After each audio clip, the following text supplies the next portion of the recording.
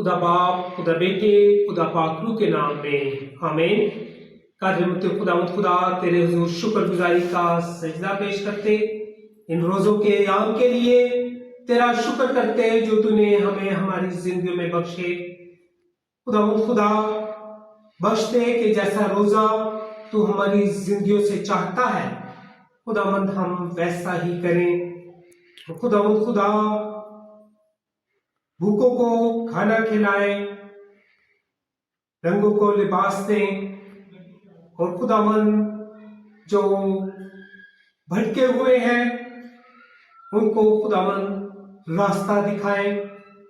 और खुदावंद खुदा बख्श दे कि हमारी जिंदगियों से हमेशा तेरे नाम को जलाल मिले। खुदावंद खुदा हम अपने चर्च ऑफ पाकिस्तान के लिए, अपने आर्च बिशप आज़ाद मार्शल साहब के लिए और तमाम बिशप साहबान के लिए खुदावंद तेरी मदद, तेरी रहनुमाई को मांग लेते, ताकि खुदावंद हम सब इस खिदमत में बहुत सी जिंदगियों को यीशु के कदमों में लाने वाले बने। खुदावंद खुदा इन रोज़ों के अयाम में जो जिंदगियां बीमार हैं खुदावंद उन पर अपने मालिक, अपने आका, अपने निजात दहिंदा यीशु के लहू को छिड़क देते, वो यीशु के लहू से मुकम्मल शिफा, मुकम्मल बहाली पाए। मांगते हैं यीशु के नाम में आमीन। आज की हमारी पाक तिलावत मत्ती रसूल की अंजील उसका 4 बाब पहली आयत से लेकर 11वीं आयत तक। उस वक्त रूह यीशु को जंगल में ले गया ताकि इब्लीस से आजमाया जाए, और 40 दिन और 40 रात फाका करके आखिर को उसे भूख लगी, और आजमाने वाले ने पास आकर उससे कहा, अगर तू खुदा का बेटा है तो फरमा कि ये पत्थर रोटियां बन जाए। उसने जवाब में कहा, लिखा है कि आदमी सिर्फ रोटी ही से जीता ना रहेगा, बल्कि हर बात से जो खुदा के मुंह से निकलती है। तब इब्लीस उसे मुकद्दस शहर में ले गया और हैकल के किनारे पर खड़ा करके उससे कहा कि अगर तू खुदा का बेटा है तो अपने तई नीचे गिरा दे, क्योंकि लिखा है, वो तेरी बाबत अपने फरिश्तों को हुक्म देगा और वो तुझे हाथों पर उठा लेंगे, ऐसा ना हो कि तेरे पांव को पत्थर से ठेस लगे। यीशु ने उससे कहा, ये भी लिखा है कि तू खुदावंद अपने खुदा की आजमाइश ना कर। फिर इब्लीस उसे एक बहुत ऊंचे पहाड़ पर ले गया और दुनिया की सब सल्तनतें और उनकी शान शौकत उसे दिखाई, और उससे कहा, अगर तू झुक कर मुझे सजदा करे तो ये सब कुछ तुझे दे दूंगा। यीशु ने उससे कहा, ऐ शैतान दूर हो, क्योंकि लिखा है कि तू खुदावंद अपने खुदा को सजदा कर और सिर्फ उसी की इबादत कर। तब इब्लीस उसके पास से चला गया और देखो फरिश्ते आकर उसकी खिदमत करने लगे। आमीन। पाक कलाम का पढ़ा और सुना जाना हम सब के लिए बाइस बरकत हो। आमीन। अंजील मुकद्दस मत्ती रसूल की अंजील 4 बाब पहली आयत से। मुकद्दस मत्ती रसूल की अंजील 4 बाब पहली आयत से। उस वक्त रूह यीशु को जंगल में ले गया ताकि इब्लीस से आजमाया जाए, और 40 दिन और 40 रात फाका करके आखिर को उसे भूख लगी, और आजमाने वाले ने पास आकर उससे कहा, अगर तू खुदा का बेटा है तो फरमा कि ये पत्थर रोटियां बन जाएं। कलाम मुकद्दस का पढ़ा जाना हम सबों के लिए बरकत का सबब हो। दुआ मांगे। खुदा बाप, बेटे और रूह कुद्दस के नाम में आमीन। मेरे अज़ीज़ों, रोज़े का तसव्वुर دنیا کے تقریباً تمام مذاہب میں پایا جاتا ہے، اور دنیا کے تقریباً تمام مذاہب روزے کی اہمیت کو کسی نہ کسی طور پر مانتے اور عملی طور پر اس کی مشق بھی کرتے ہیں۔ یہودی لوگ ہفتے میں 2 بار روزہ رکھتے ہیں، جبکہ اہل اسلام رمضان میں مسلسل 30 روزے رکھتے ہیں۔ مطلب یہ ہے کہ ان مذاہب میں روزوں کے لیے وقت اور ایام مقرر ہیں، اور ان مذاہب میں روزے کو جسم کے نظم و ضبط، گناہ سے توبہ، پرہیزگاری، تقوی اور نزکیہ و نفس کے لیے استعمال کیا جاتا ہے۔ ان مذاہب میں روزے فرض تصور کیے جاتے ہیں، اور بعض حالتوں میں بندش یا مجبوری کے تحت بھی رکھے یا رکھوائے جاتے ہیں۔ لیکن جہاں تک مسیحی روزے کا تعلق ہے، مسیحی روزہ ایک روحانی عمل ہے، اور اس کا تعلق صرف اور صرف وقت پر نہیں، بلکہ زندگی کے تمام مراحل میں یا زندگی کا طرز عمل ہے۔ جب ہم لفظ روزے کے اشتقاق پر غور کرتے ہیں تو لغت کے مطابق روزے کا مطلب ہے کھانے پینے سے پرہیز کرنا، کھانے پینے سے اجتناب کرنا، اور یا ہم یہ بھی کہہ سکتے ہیں کہ فاقہ کشی کی مشق کرنا۔ عبرانی زبان میں اس کے لیے جو لفظ استعمال ہوتا ہے اس کا مطلب ہے اپنی جان کو دکھ دینا، نفس کشی کی مشق کرنا۔ لیکن یاد رکھنے کی ضرورت ہے، خداوند یسوع مسیح نے جب روزے کی تعلیم دی تو مسیح نے فرمایا جب تم روزہ رکھو۔ روزہ ایک وقت کا عمل نہیں بلکہ زندگی بھر کا طرز عمل ہے۔ یہ ایک روحانی عمل ہے جس کا تعلق دعا سے بھی ہے، روزے سے بھی ہے اور خرائط سے بھی ہے۔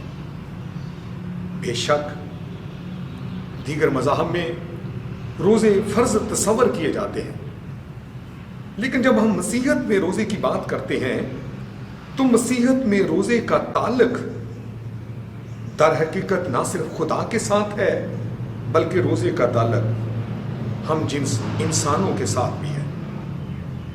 مسیحی روزہ توبہ اور ایمان کا ایک عمل ہے، یہ ایک تبدیل شدہ زندگی کا روحانی عمل ہے۔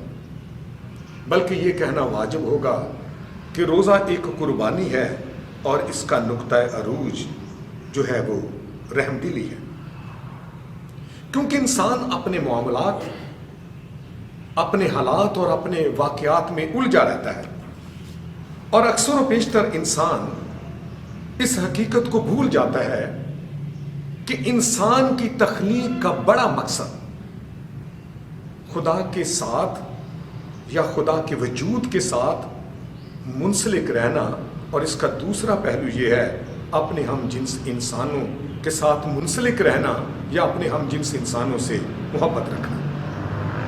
جب خدا نے مقدس موسیٰ کو شریعت دی، احکامات دیے، تو یہ 2 تختیوں پر دیے گئے۔ بعض علماء کہتے ہیں 1 پر 6 تھے اور 1 پر 4 تھے، بعض کہتے ہیں کہ دونوں پر 5-5 تھے۔ ہمیں سلجھن میں پڑنے کی ضرورت نہیں کہ 6 یا 4 تھے یا 5-5 تھے، بلکہ ان کلمات کی یا ہم یہ کہہ سکتے ہیں ان احکامات کی اصل روح جو ہے اس کا تعلق خدا سے بھی ہے اور اس کا تعلق انسانوں سے بھی ہے۔ اس لیے خدا جب یسایہ 58ویں باب میں روزے کا تقاضا کرتا ہے تو کہتا ہے کیا وہ روزہ جو میں چاہتا ہوں یہ نہیں کہ ظلم کی زنجیریں توڑی جائیں، جوے کے بندھن کھولے جائیں، مظلوموں کو آزاد کیا جائے، بھوکوں کو کھانا کھلایا جائے۔ اور اس کا پس منظر یہ ہے کہ خدا نے جب بنی اسرائیل کو ملک مصر کی غلامی سے نکالا تو خدا انہیں ایک لمبے سفر پر ڈالتا ہے، اور ایک اندازے کے مطابق 40 دنوں کا سفر 40 برسوں میں تبدیل ہو گیا۔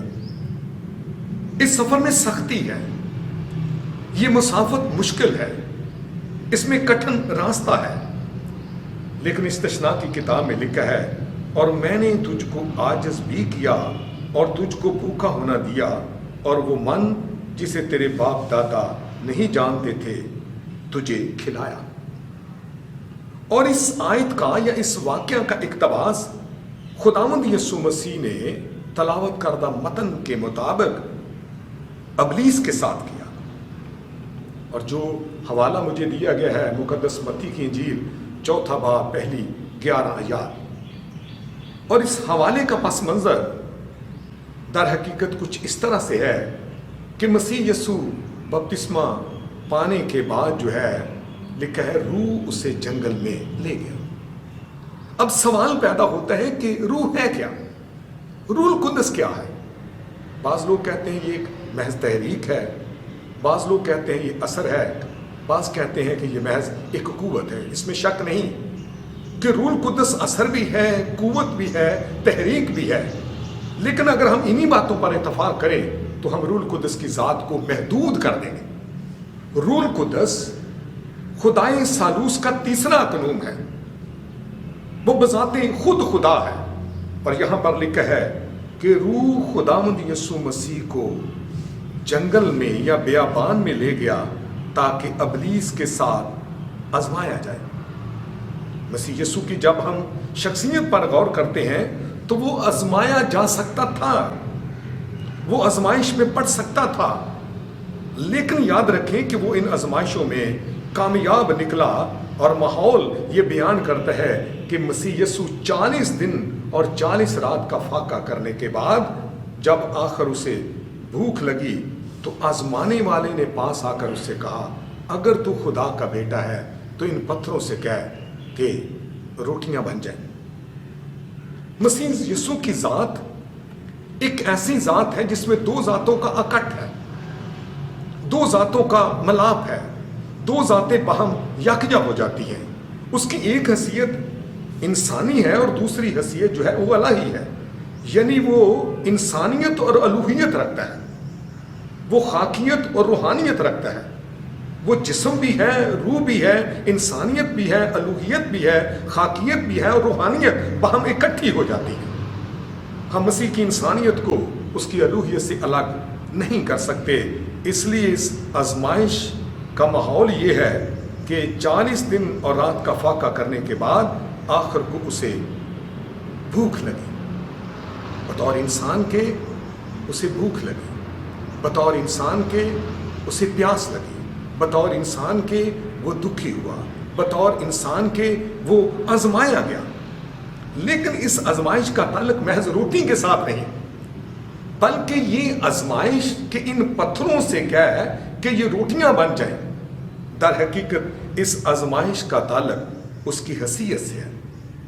بنیادی طور پر یہ آزمائش اس کی حیثیت اور اس کے اختیار کو چیلنج کرنا ہے، کیونکہ مسیح کی حیثیت یہ ہے کہ وہ خدا کا بیٹا ہے۔ ابلیس بنیادی طور پر اس کی حیثیت کو آزماتا ہے کہ اگر تو خدا کا بیٹا ہے تو ان پتھروں سے کہہ کہ روٹیاں بن جائیں۔ مسیح کی حیثیت ہے، مسیح کا اختیار ہے۔ حیثیت اور اختیار کو جاننے کی ضرورت ہے۔ مسیح کی جب حیثیت ہے، اختیار ہے، تو حیثیت کے ساتھ اختیار بھی دیا جاتا ہے، لیکن اختیار کا ناجائز استعمال در حقیقت گناہ ہے۔ مسیح یسوع نے اس آزمائش میں اپنی ضرورت اور اپنی خواہش کو اپنے اوپر غالب نہیں آنے دیا، بلکہ مسیح یسوع نے فرمایا کہ لکھا ہے کہ آدمی صرف روٹی ہی سے نہ جیتا رہے گا، بلکہ ہر اس بات سے جو خدا کے منہ سے نکلتی ہے۔ نہ صرف مسیح آزمایا گیا، بلکہ اس دنیا میں ہر ایماندار آزمایا جاتا ہے۔ جس طرح مسیح کی حیثیت اور اختیار کو چیلنج کیا گیا، اسی طرح آج بھی ایماندار اپنی حیثیت اور اختیار میں آزمائے جاتے ہیں۔ اس لیے وہ حیثیت، وہ اختیار، وہ مرتبہ جو خدا ہمیں دیتا ہے، کبھی بھی اس حیثیت کا ناجائز یا غلط استعمال نہ کریں۔ दूसरी आजमाइश, शैतान उसे हैकल के ऊंचे तरीन मकाम में ले गया और कहा अपने आप को नीचे गिरा दे। बुनियादी तौर पर यहां पर शैतान ज़बूर 91 का इक्तबास कर रहा है, और यहां पर ज़बूर 91 का जो इक्तबास हुआ है वो दुरुस्ती के साथ नहीं हुआ, बल्कि ज़बूर 91 में लिखा है सब राहों में वो तेरी हिफाजत करेगा। ये भी उलझन है कि क्या इब्लीस वाकई खुदावंद यीशु मसीह को उठाकर हैकल के ऊंचे तरीन मकाम पर ले जा सकता है? हरगिज नहीं।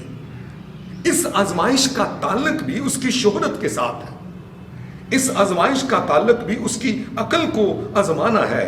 इसलिए मसीह यीशु ने इस्तशना की किताब के 6 बाब की 16वीं आयत का इक्तबास करते हुए कहा कि तू खुदावंद अपने खुदा की आजमाइश ना कर। यहूदी लोग समझते थे कि मसीहा हैकल पर उतरेगा, शैतान उसे आजमाएगा और वो अपने आप को लोगों की ख्वाहिश से बढ़कर इस्तेमाल करेगा। याद रखने की जरूरत है, लोगों की खुशनुदी खुदा के लोगों के लिए जरूरी नहीं, बल्कि खुदा की वफादारी करना बेहद जरूरी है। खुदा के वादों का गलत इस्तेमाल करना दर हकीकत गुनाह है, लेकिन खुदा की ताबेदारी और ताबे फरमानी करना दर हकीकत बाबरकत है। मसीह यीशु ने फरमाया कि तू खुदावंद अपने खुदा की आजमाइश ना कर। हमें खुदा की आजमाइश कभी भी नहीं करनी चाहिए, बल्कि हमें खुदा पर तवक्कल और खुदा पर भरोसा करने की ज़रूरत है। तीसरी आजमाइश जो खुदावंद यीशु मसीह पर आई, लिखा है कि इब्लीस खुदावंद यीशु मसीह को एक बहुत ऊंचे पहाड़ पर ले गया। मसीह के बारे में खुदा की मर्जी यह है कि खुदावंद यीशु मसीह बादशाहतों और शान व शौकत का मालिक है, और यह मुमकिन ही नहीं कि शैतान वाकई उसे बहुत ऊंचे मकाम पर या ऊंचे पहाड़ पर ले जाए। इस आजमाइश का ताल्लुक भी ज़हन और अकल से है। लेकिन सवाल पैदा होता है, क्या वाकई शैतान बादशाहत और शान व शौकत रखता है? हाँ, मुमकिन है, क्योंकि बाइबल मुकद्दस बयान करती है वो जहान का खुदा है, उसे दुनिया का सरदार कहा गया है, क्योंकि शैतान ने कहा कि मैं सारा इख्तियार तुझे दे दूंगा अगर तू झुक कर मुझे सिजदा करे।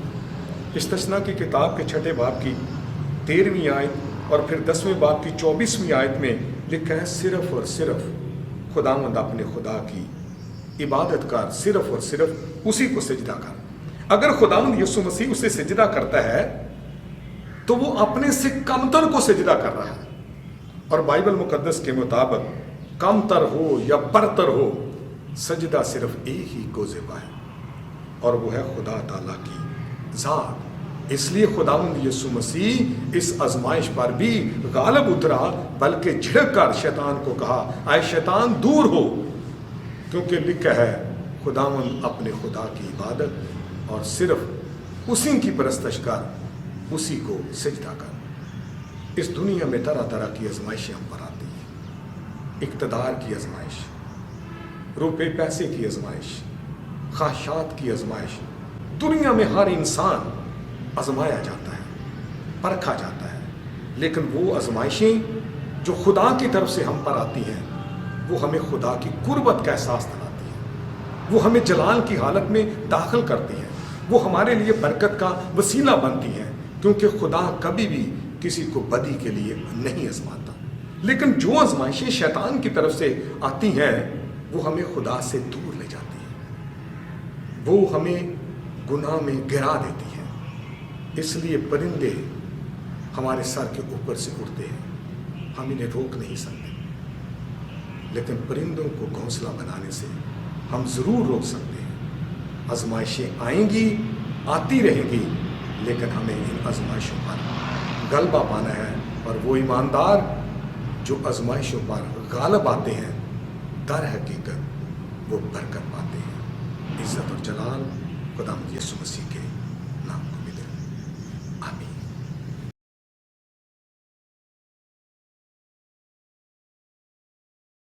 خدا کا اطمینان جو سمجھ سے بالکل باہر ہے، تمہارے دل اور خیالوں کو خدا اس کے بیٹے ہمارے خداوند یسوع مسیح کی پہچان اور محبت میں محفوظ رکھے۔ اب ہمارے خداوند یسوع مسیح کا فضل، خدا باپ کی محبت، پاک روح کی رفاقت اور شراکت کل ایمانداروں کے ساتھ، church in Pakistan, church of Pakistan, تمام ڈائسسز کے ساتھ، بشپ صاحبان کے ساتھ، قاضی صاحبان کے ساتھ، تمام کلیسیاؤں کے ساتھ، کلیسیا عالمگیر کے ساتھ برکت، سلامتی اور روح کی معموری، جسمانی خواہشوں پر فتح مندی اب سے لے کر ہمیشہ ہمیشہ تک ہوتا رہے۔ آمین۔